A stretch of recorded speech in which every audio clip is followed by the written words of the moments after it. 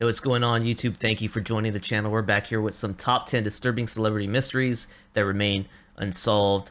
I can't say I know really any celebrity mysteries myself, except maybe like the Marilyn Monroe death. You know, did she commit suicide? Was it murder? Things like that. I don't know if that's what's encapsulated in this video here. Let's go ahead and tap into it, see what they're talking about, see if I know of any of these or have heard of them. Let's go. Today we're going to be talking about the dark side of being a celebrity. There's a lot of questionable business that goes on behind the curtain in the world of entertainment, and today we're counting down some mysterious cases involving celebrities. I'm your host James, and these are the top 10 disturbing celebrity mysteries that remain unsolved. And we're starting off this list with Natalie Wood. Natalie Wood was an actress who started out her career as a child, acting in her first film in 1943, but she would continue filming movies into her early 40s, acting in sometimes as much as 3 movies a year. She's probably most famous for playing Maria in West Side Story. The last movie she starred in, along with Christopher Walken, was Brainstorm. Filming took place in 1981, and before the film was even finished, she would die under mysterious circumstances. Wood, along with her husband Robert Wagner, co-star Christopher Walken, and Dennis Davern, who was the captain of the boat, went on a weekend boat trip to Santa Catalina Island on the evening of November 28th. The following morning, Natalie's body was discovered a mile away from the boat. Close by was an inflatable dinghy. It's never been officially determined what happened the previous night. Davern claimed that there had been an intense argument between Wagner and Natalie that night over her relationship with Christopher Walken. There were also bruises found on her body, and 2 people who had been on a nearby boat claimed they had heard screams that night. Ultimately, though, Natalie Wood's death was ruled an accidental drowning. Next. Wow. Man, there's so many stories already that I'm understanding about water, potential murder that is just pretty much gone away as an accident. Eesh. And you know, then you get the surrounding story that potentially there was problems in their marriage because of her relation with Christopher Walken's.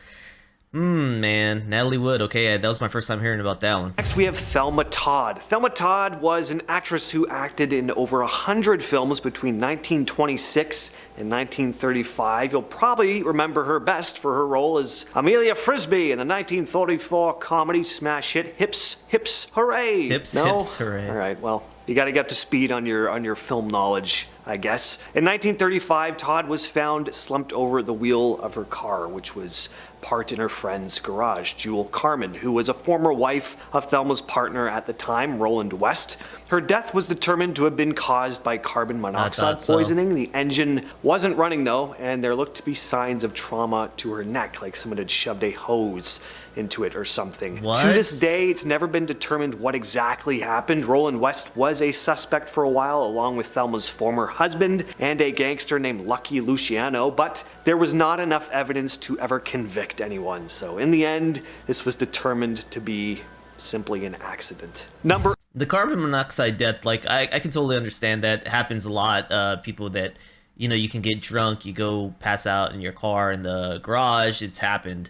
But when they're talking about trauma to your neck, a tube potentially being punctured into it, I mean, that's a whole different case. And I guess you would have to see the forensics behind that, the crime scene photos, stuff like that, to get a better understanding of that, because that would seem pretty easy to determine then that something else happened, right? When you've got a tube kind of punctured in your neck or something, but we don't know the full details. So. Number 8, Brittany Murphy. A lot of you probably know who Brittany Murphy is. She appeared in tons of movies and shows throughout the 90s and 2000s. Clueless, 8 Mile, she was in Sin City, a huge star back in the day. In 2009, in her Los Angeles home, Murphy collapsed in the bathroom. Her husband, Simon Monjack, called 911, and she was transported to Cedars Sinai Medical Center, where she was pronounced dead after going into cardiac arrest. It was determined that her death had been caused by pneumonia and anemia, along with a concoction of like over-the-counter cold and prescription medications that were floating through her system. Now, what's odd about this case is that her husband not only initially refused an autopsy on her to find out what exactly caused her death, but he would also die about 5 months later of really similar causes, I didn't know pneumonia that. and anemia, along with tons of over-the-counter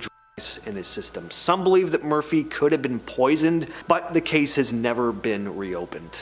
Joe? I didn't know that, but I remember a lot of suspicion around that time with Brittany Murphy that her husband had something to do with it. So really strange that he died pretty much under the same circumstances just 5 months later. I didn't know that he had passed away. I was wondering when they brought up the story what happened to him.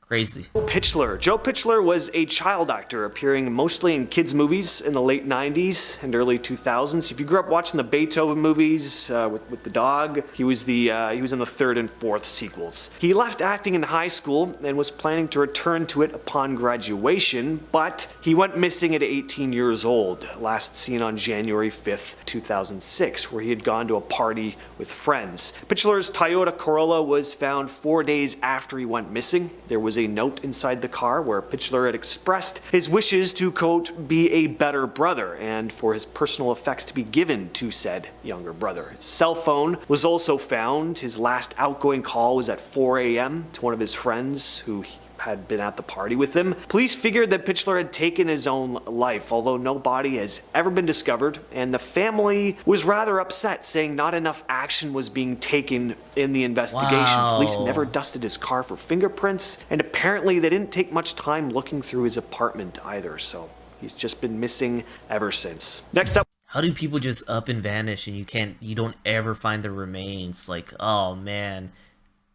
If only we could get those answers. That is just crazy, and that's so bad. I've said it so many times on this channel already that when you don't have that kind of closure, that is miserable. But how do you just up and go missing and nobody ever identifies your body, finds out what happened to you?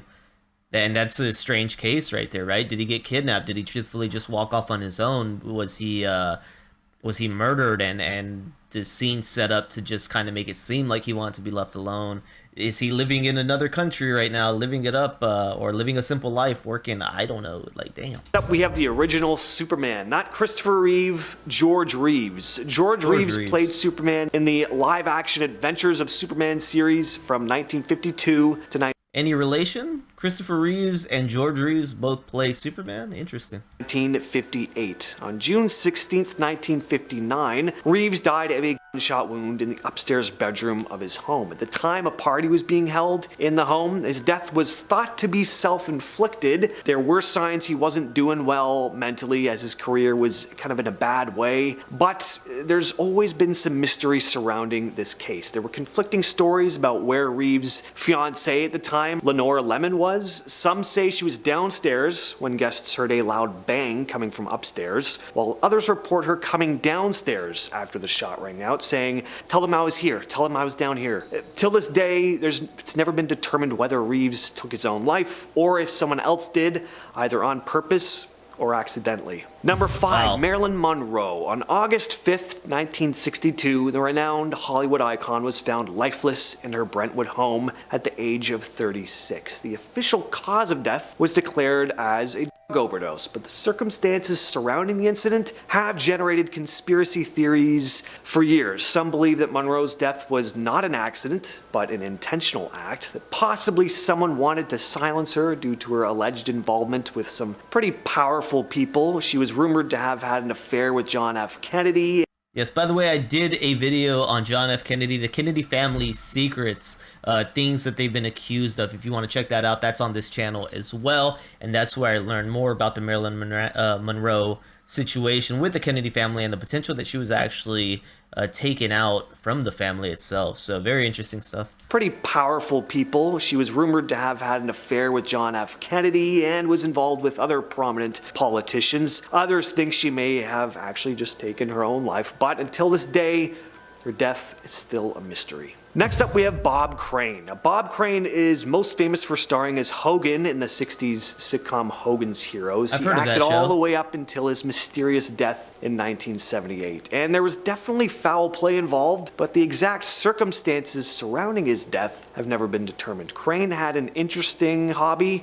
He enjoyed photographing and filming his adult nightly activities with various women, along with his friend John Henry Carpenter, a sales manager for Sony Electronics. Electronics, who I guess did all the cinematography. I've never seen any of these films, Making some so I'm films. not going to seek them out. On the afternoon of June 29th, 1978, Crane's co-star in a play he was acting in, Victoria Ann Barry, entered his apartment after he had failed to show up for a meeting. His lifeless body was then discovered. He had an electrical cord tied around his neck and had severe trauma to his head. Police thought he was likely hit over the head with a camera tripod, but no one ever found that, and no weapon was ever found either. The prime suspect was his friend John Carpenter, but there was never enough evidence to convict him, so exactly what happened will likely always remain a mystery. Were any of you guys around when that was happening, old enough to remember this case? Wow, so I mean, this guy's a celebrity, having some night escapades, well documented between him and his friend, and one day he's just found pretty much abused, beaten to death, it seems, choked out with an electrical cord, bruises, blunt force trauma along the head, and no one ever identified.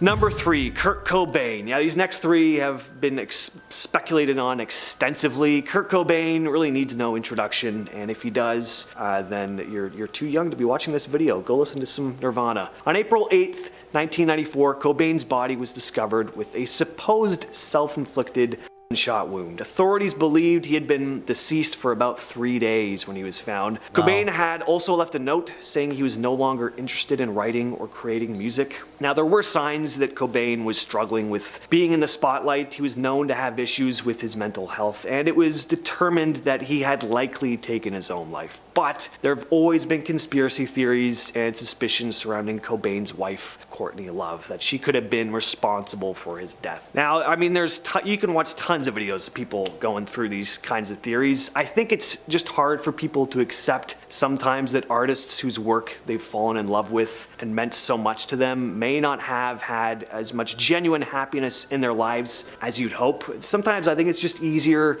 to wrap your head around foul play. It just gives you someone to blame. Tupac should... For that one, my brother was talking about that the other day, and I don't know the extent of the case. I don't know the details of the case. Didn't ever look into Kurt Cobain's death myself. But my brother was saying that, you know, with a shotgun, I guess it was too long for his arm to reach down and pull the trigger, and that the other theory would be that he could have used his foot, but that he was wearing his shoes, so he couldn't have pulled it with his toe. I don't know. I didn't look into it, but I do know that case. I've heard about it over the years, and that a lot of people do believe Courtney did it. I don't know. I don't have any input one way or the other. Shakur. Once again, I don't think you really need me to tell you who Tupac is. This was another very big and well-known case that is still hotly discussed to this very day. On September 7th, 1996 in Las Vegas, after attending a Mike Tyson match, Tupac was on his way to Suge Knight's Club 662. While sitting at a stoplight, a white Cadillac sedan pulled up beside him and fired into the car. Shakur suffered multiple gunshot wounds, with 2 striking him in the chest. He was rushed to the hospital, fought for his life for about 6 days, but he succumbed to his wounds on September 13th. And ever since that night, the question of who fired has been on everyone's mind. Was it a gang member? Was it a rival rapper? Tupac had survived the shooting 2 years earlier that he believed Biggie and Puff Daddy could have set up somehow, and just 6 months later, Notorious B.I.G. also died in a drive-by. Whoever these shooters were, they have never been found. Finally, yeah, that's rough, man. So with that being said, I didn't ever know that he was in the hospital for 6 days and ended up succumbing to his injuries. So with that being said, they clearly have an identified dead body. Why do so many people think Tupac's still alive and out there living his life somewhere? I do not believe that personally, but why do so many people believe that? Why how do you see that Tupac made it out of this situation and just laid low somewhere else?